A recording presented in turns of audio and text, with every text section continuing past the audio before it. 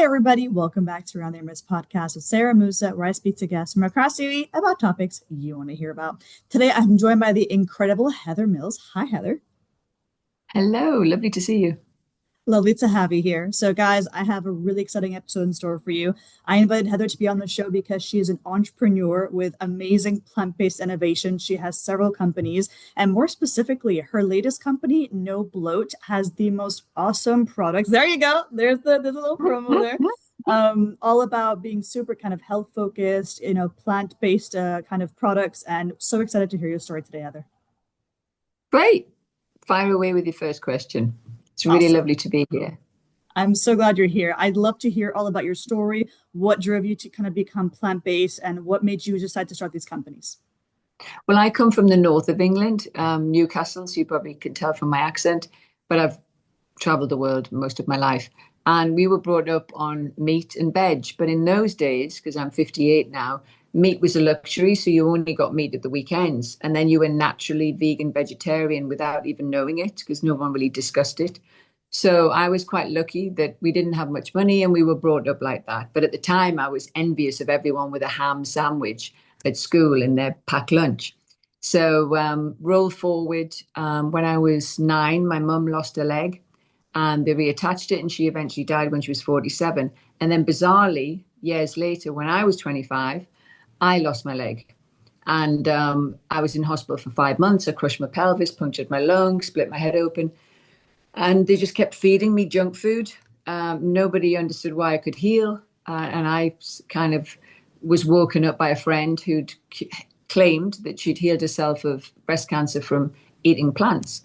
So I was willing to do anything because I love sport and they kept chopping my leg more and more and I didn't want the infection to go through my knee. So she dragged me off to a place called Hippocrates in West Palm Beach. I learned everything about plant-based. I was raw vegan for a couple of years, but then going back to England, it was freezing cold and it was really difficult. So I started to miss burgers, pizzas, going out socializing and those kind of things. So I started to develop alternates in the very early 90s to replicate the things I loved. So it would be burger, chorizo, vegan egg, everything you can imagine. But the market wasn't ready for it on a mass scale. So I created a company called V-Bites and we sold it to the vegan community, which was big enough to run a factory, but not to take over the world. Roll forward from 1993 all the way through to 2007, I opened vegan cafes and then started educating on a bigger scale. And then I gave a recipe to America, which became the Beyond Meat Burger, which was my recipe. And it was a pea protein base. And I said, what you need to do with it is be prepared that there will be this catalyst and it's going to be huge. So take care of it like you would your child. Because as soon as it's huge, you're a threat to the meat and dairy industry. So make sure you engage the meat and dairy industry, because that's what I'd done in Europe. I would replicate vegan McDonald's, I'd replicate Burger King, Domino's cheese, and start giving them a piece of the vegan pie. So I introduced plant milks into Starbucks and so and so and so and so. So those companies that had the corporate power would grow with us. We'd manufacture, they would use their brilliant brands. And unfortunately, America didn't do that. They were like Gollum with the ring. And they didn't engage, these meat and dairy companies, which was a big mistake. And there was a big pushback because they're very powerful lobbyists and they started putting the word processed on vegan and plant-based. So I put about 20 products with the help of Tom from Spinneys into Waitrose in the sort of COVID. Then COVID happened straight away. And it was just a nightmare to create sales. Nobody could get into the shops properly and you couldn't do sampling. So they really helped me out and everybody loved the products. And that's kind of why I've come back to Dubai to show you the next generation of products, which is gut health. So what I did was, just as I thought I knew everything about what's good for you, I found out I had Lyme's disease. And at the time I was doing the world record in speed skiing, and on a snowy mountain, when you lose control of your stomach, it's not a pretty sight.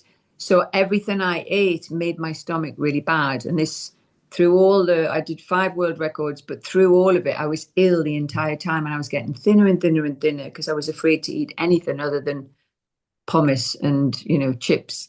People go, how are you so skinny? But, if you only eat that and nothing else, Right. and you're training in -20, you're burning like 4 or 5,000 calories with 6 hours training. So I went to the doctor. They said, your appendix is burst, your gallbladder, the Lyme's disease was attacking my colon, and they wanted to take out half my colon.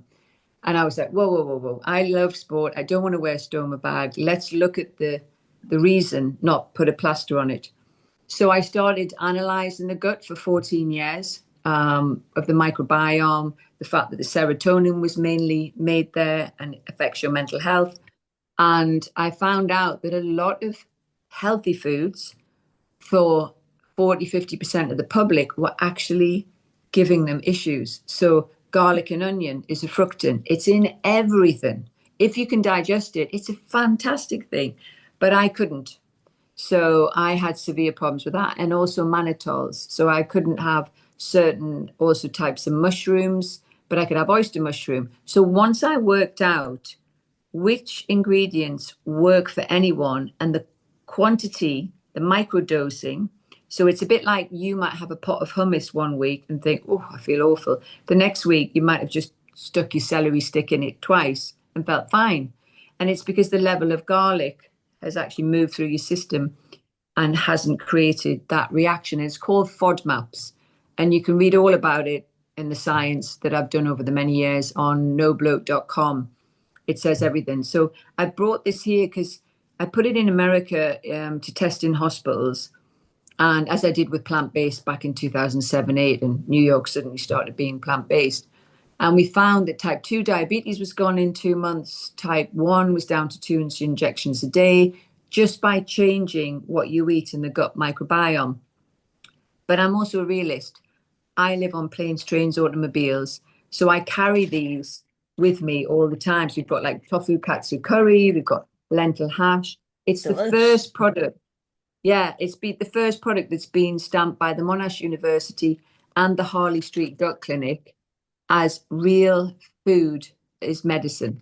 And you add hot water, it's ready in 8 minutes. That's So amazing. yeah, exciting. What a story. Well, firstly, thank you so much for going through the detail of the different kind of chapters of your life. What a colorful experience you've had. I'm so curious to kind of understand the challenges behind kind of starting No Bloat, especially having trusted the markets internationally with your recipes and having gone through all the science and the research behind it. What would you say was one of kind of the main challenges of your company, and what did you do to resolve that? Well, because I have a number of companies, so there's like the umbrella company, and then this is one of the companies of it. Through the challenges of the Brexit, COVID, the pushback from the meat and dairy industry in America because they didn't engage them, whereas we did in Europe and UK, the word processing got dumped on vegan. And because people don't necessarily understand manufacturing, never mind real nutrition, they trust the media and what they write, and it's what puts out all the mixed messaging. So I thought, okay, let's just put the meat, fish, and dairy free aside. So imagine the difference between a burger would be your heroin, fast food junk, and then the vegan burger would be your methadone. It's not your ideal, but you need to get from one to the other to wean yourself off the fast food. And that's why I made meat, fish, and dairy free alternates. Hmm. Then, when your microbiome changes, your metabolism, your taste buds, like my partner I met 7 years ago, he was the biggest junk eater ever. And now he adores crispy tofu. He just doesn't understand how. One, he can't cook, so he just eats what I give him. But two, your taste buds change. It's a bit like when we were at school. I mean, you're a lot younger than me, but we were given full fat milk. Then years later, semi skimmed, and then skimmed. Now, if someone lives off skimmed and they go back to full fat, they're like, ugh. Well, Yeah. once you move off dairy to oat milk, almond milk, and you accidentally drink cow's milk, it doesn't taste right. And that's what happens when you wean yourself off real processed foods. So sausages, bacon, things like that. So I thought, okay, let's create something that's all inclusive for everybody. And everyone at some point in their life has a gut issue. And 40% of people continually suffer and don't talk about it with IBS, Crohn's, celiac, really terrible things.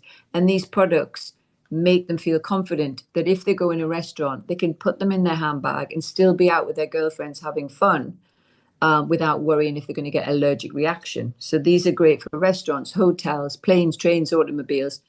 And when we put them out, they sold out in a week because I just do a test because I have an ethical online store that's called alternativestores.com. We've got 2,200 products helping small family businesses Nice. not mortgage their house to survive. We test them and we say, before you scale, let's see if the market like them. We put it out, and I thought, oh, everyone's got a bad tummy because they've sold out. Did the data research? It came back saying 50% were because of gut issues, and the other 50% were they wanted to lose weight. Skiers, campers, hikers, bikers, athletes that just wanted clean, healthy food. And I said, this is an everybody food, which is quite amazing. So these ones are zero and low FODMAP. And then you reintroduce one of the 6 FODMAPs, which is all explained in the video on nobloat.com. And they're basically fructans, which is garlic and onion. And you've got fructose, which is obviously the fruit, oligosaccharides, which are beans. So you can eat a certain percentage of black beans. But if you have butter beans and you've got an oligosaccharide issue with a FODMAP, you can be in agony. And I was Right. one of those. Some people just bloat, like my sister bloats, Hmm. but she won't give up her favorite food, but she has no pain. Whereas I get severe stabbing pains and an immediate, not very handy bowel reaction, which is not good. So I just don't go near any of the plain food or anything. Otherwise, the host or hostess screams at me to get back in my seat. Wow, Heather. I mean, you speak with such passion. And what I love about what you're saying is that it's all backed by data, backed by science, backed by the figures. You've done your homework, you've done your research across markets. But apart from all of that, what is your favorite thing about being an entrepreneur and bringing kind of plant-based innovations to the industry? It's about everything. It's about problem solving. When something really bad happens, I just see it as a challenge. And everyone goes, oh, don't you want to just give up? We had 2 of our factories were torn apart by these traveling community criminal side, because you've got 2 sides. And they just came in and ripped out all the wires and the electricity, all the food defrosted. And the police just stood there saying, well, there's no point arresting them because they're just going to be let on bail because there's not enough prisons in England.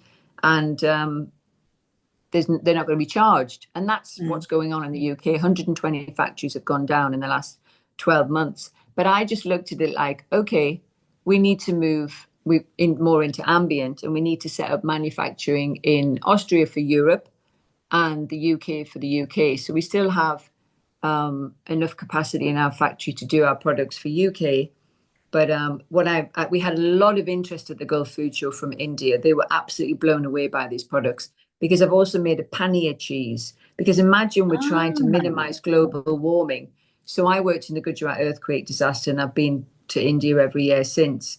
And they're hooked on paneer cheese. And I thought moving someone from full-on carnivore McDonald's over is really difficult. But actually, they're already vegetarian. To get them to vegan, I'll just make a paneer cheese. And it worked. And I thought, that's the brilliant. largest community in the world. So that will change global warming on a massive scale if we shift those over. So when you say what motivates me, it's literally seeing a problem and creating a solution for it. And when I hear people moan and say and start a sentence, which is illegal in my business, that says the problem is, I'm like, let's Mm. talk about what the solutions are. And people spend so much time gossiping and bitching and complaining. That energy could be spent creating and motivating and working together to make a difference. So we need more of that.